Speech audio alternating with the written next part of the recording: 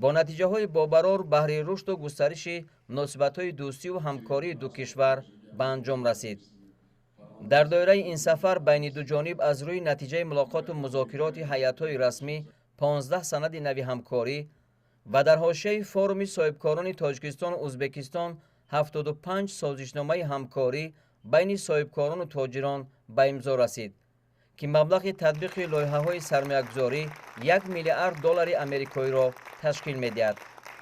рӯйдоди муҳиму тақдирсоз барои шаҳрвандони ду кишвари дӯсту бародар имзои эъломия оид ба таҳкими дӯстии абадӣ ва ҳампаймонӣ байни ҷумҳурии Тоҷикистон ва ҷумҳурии Узбекистон аз ҷониби сарони давлатҳо мебошад, ки орзуву омоли чандин асраи мардумони тоҷику узбекро амалӣ месозад.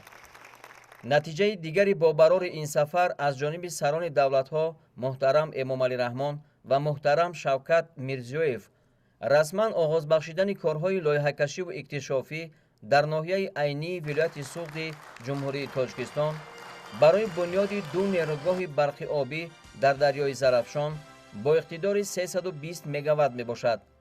татбиқи ин ҳадаф омили муҳими рушду густариши ҳамкориҳои дуҷониба дар соҳаи барои ҷонибҳо судовари энергетика аст.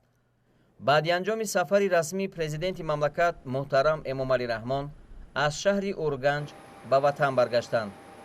дар фурудгоҳи шаҳри Урганҷ меҳмони олимақом президенти ҷумҳурии Тоҷикистон муҳтарам Эмомалӣ Раҳмонро бо нишони олии қадршиносиву эҳтиром ва самимияти хосаи бародарона президенти ҷумҳурии Узбекистон муҳтарам Шавкат Мирзиёев гусел карданд.